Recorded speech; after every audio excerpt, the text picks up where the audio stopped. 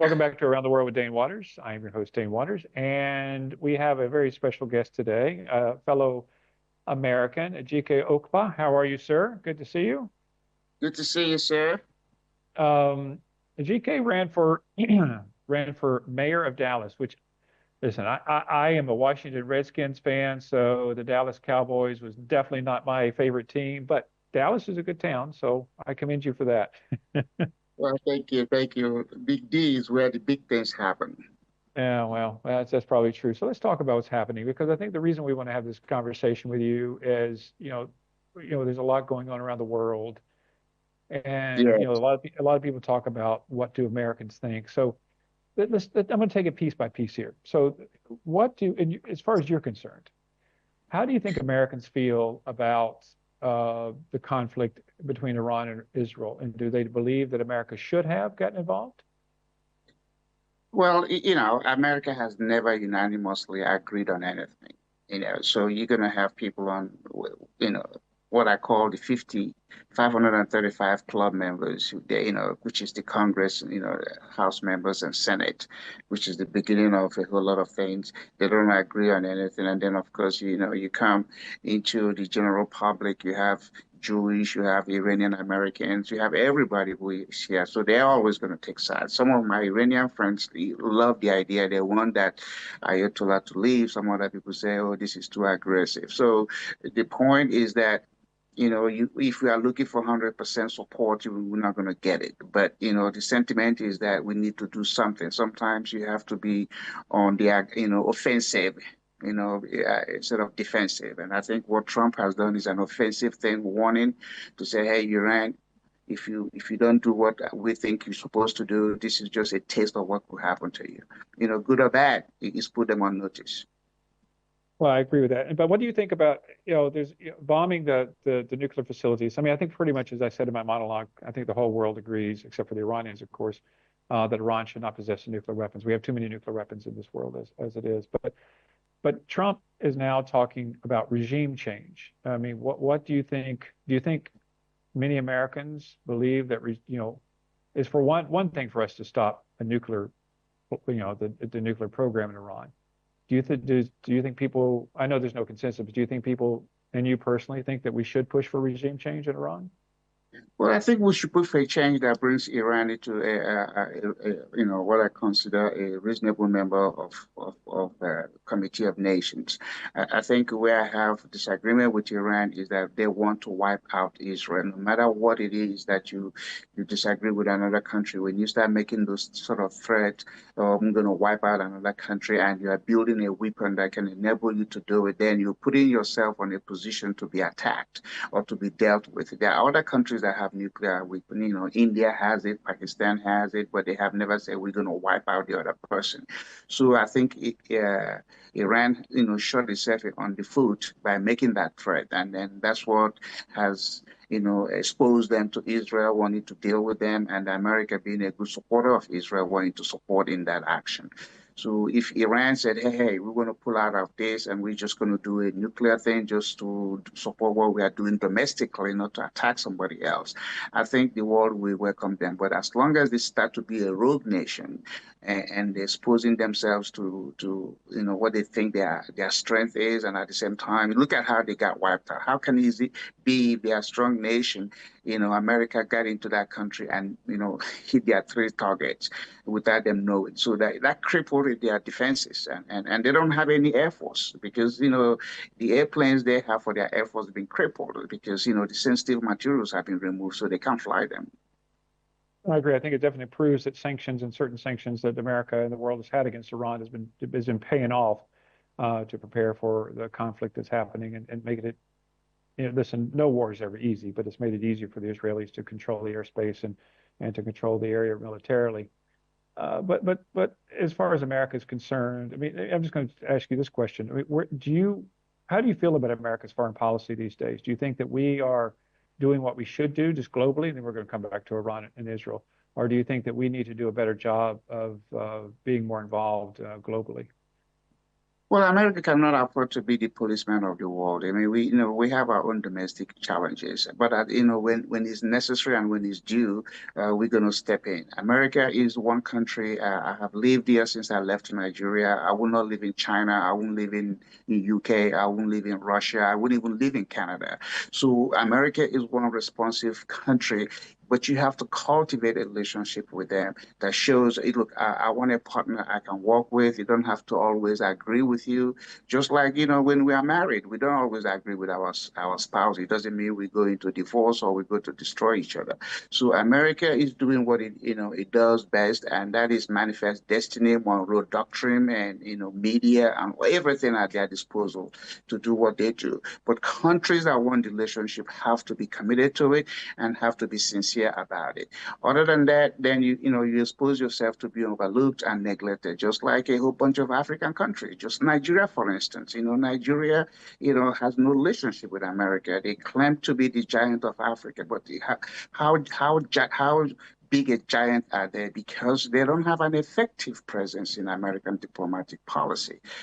All the ambassadors that's ever been sent to Nigeria are career diplomats who don't have any access to the president. And you could see when you don't have that access to the office of the president, you are limited in what you can do. So if you really want to enhance your relationship, you're going to have to elevate your conduct. And so far, again, Nigeria being a native Nigerian, we haven't seen that happen. So America is doing what America does, and I support it because, when I took that oath of citizenship 30 years ago, I said, hey, this is my country of choice, better Well, that's than very my good. country of birth. Yeah, no, it's amazing, and I applaud your efforts and what you've done in the United States. And as far as President Trump, do you believe that him getting involved in Iran is consistent with his campaign promises, or do you think that he's kind of teetering, going against his campaign promises in regard to getting involved in the Middle East? Well, campaign is one thing. Then when you sit down at that resolute desk in the White House, is something else because every day is a different thing. So you are not tied to your campaign promises, but at least if it gives you a guide as to what it is you got to do. If Iran has, taken the notice Trump has, given them and reached out to them, let's talk, let's do this. I don't think it would have happened. But, as the chief executive of the country, he has to do what he did, good or bad.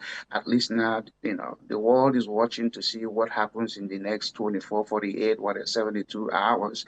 As long as Iran, reassesses his position and they come back, there's always room for diplomacy. No permanent enemies, no permanent friends. You just have to recognize where you are and embrace opportunity to do better for your country. If Iran is going to spend a bunch of their resources on nuclear processes instead of focusing on enhancing the life of their citizens, I think they're on the wrong priority list.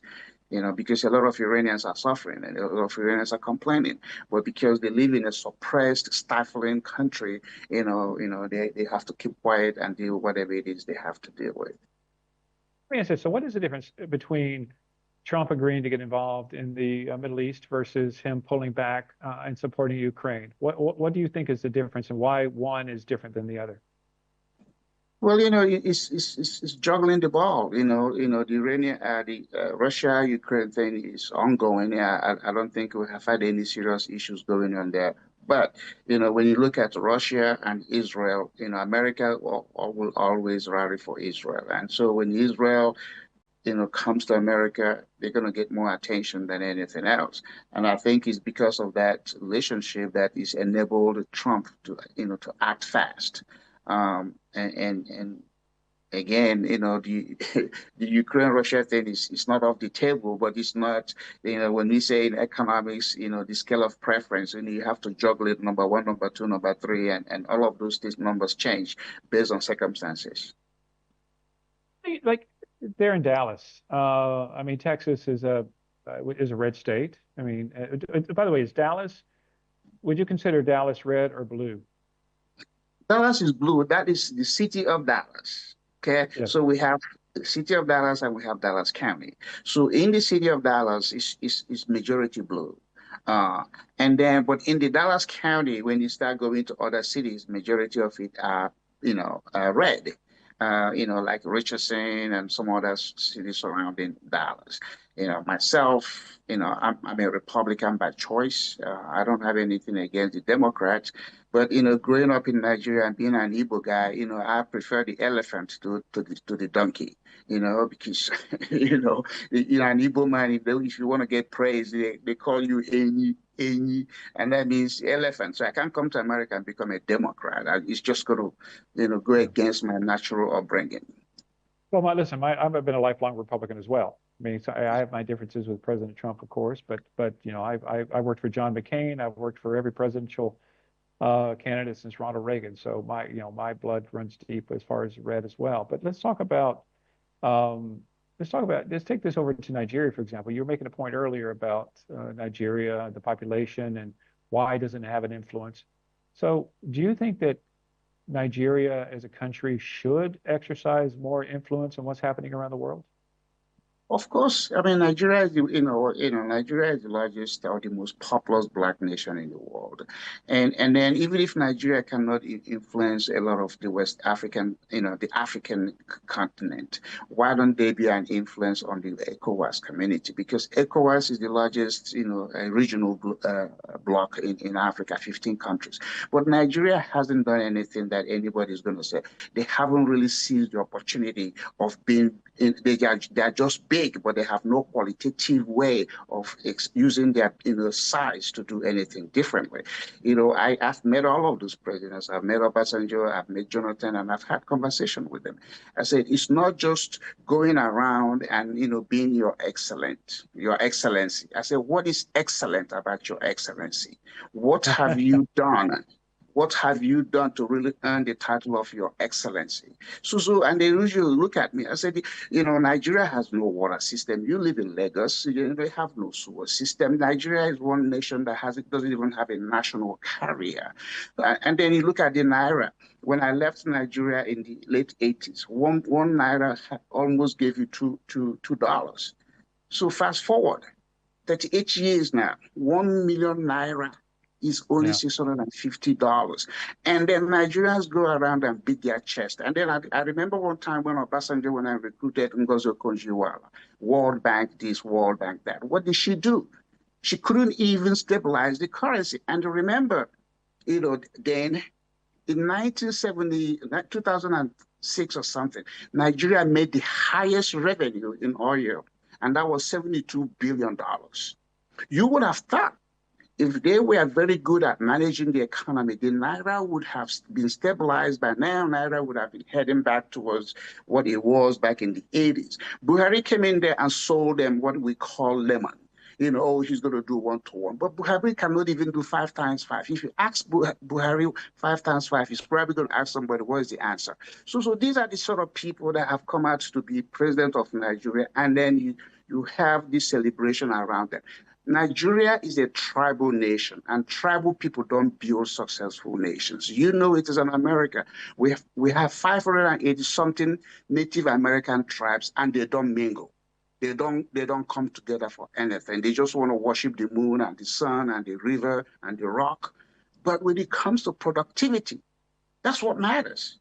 So how is the Nigerian economy? How has Nigeria produced in order to help its own people? You look at the budget of Nigeria, it's less than $32 billion. 70% of that is from oil, and Nigerians did nothing for oil to be in the ground.